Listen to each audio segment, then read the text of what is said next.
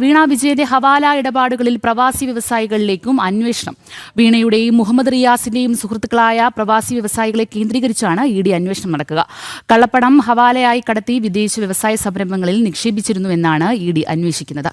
മാസപ്പടി കേസിൽ സെപ്റ്റംബർ ആദ്യവാരം മുതൽ രണ്ടാംഘട്ട ചോദ്യം ചെയ്യലുകളും ആരംഭിക്കും. 85 ലക്ഷം രൂപ ഹവാലയായി ദുബായിലേക്ക് അയച്ചതിന്റെ വിവരങ്ങൾ വീണയിൽ നിന്ന് പിടിച്ചെടുത്ത ഡയറിയിലുണ്ടായിരുന്നു. മെയ് 27 പിടിച്ചെടുത്ത ഡയറിയിലെ കയ്യെഴുത്തായി ഉണ്ടായിരുന്ന കണക്കുകളിലും ഡിജിറ്റൽ ഡിവൈസുകളിലും ദുരൂഹ സാമ്പത്തിക ഇടപാടുകൾ വ്യക്തമാക്കുന്ന നിരവധി വിവരങ്ങളുണ്ടായിരുന്നു.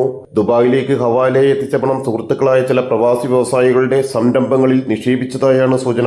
വീണ വിജയനുമായും മുഹമ്മദ് റിയാസുമായും അടുത്ത ബന്ധമുള്ള വ്യവസായികളെ കേന്ദ്രീകരിച്ചാണ് അന്വേഷണം. 20 കോടിയുടെ സാമ്പത്തിക ഇടപാട് വിവരങ്ങളും ഡയറിയിലുണ്ടായിരുന്നു. CMR-ൽ നിന്ന് ലഭിച്ച 2,78 ലക്ഷം രൂപയ്ക്ക് മുകളിലുള്ള തുക വീണയുടെ കൈവശം എങ്ങനെയെല്ലാം എത്തിയെന്നാണ് ഇ ഡി അന്വേഷിക്കുന്നത്. നഷ്ടത്തിലായ എക്സാലോജി കമ്പനി അടച്ചുപൂട്ടുകയും മറ്റ് സംരംഭങ്ങളിൽ പങ്കാളിത്തമില്ലെന്ന് വീണ ആവർത്തിക്കുകയും ചെയ്യുമ്പോഴാണ് കോടികളുടെ ഇടപാടുകൾ. കഴിഞ്ഞ ദിവസം നടന്ന റെയ്ഡിന്റെ തുടർച്ചയായുള്ള ചോദ്യം ചെയ്യലുകൾ സെപ്റ്റംബർ ആദ്യവാരം ആരംഭിക്കും. CPM ജില്ലാ സെക്രട്ടേറിയറ്റ് അംഗം പി നിഖിൽ ഉൾപ്പെടെയുള്ളവർക്ക് സമൻസ് അയക്കും. ഇതിനൊപ്പം വീണ വിജയനെയും ചോദ്യം ചെയ്യും. വീണയുടെ ഭർത്താവും മുൻ മന്ത്രിയുമായ മുഹമ്മദ് റിയാസും അന്വേഷണ പരിധിയിലുണ്ട്. ജനം, കൊച്ചി.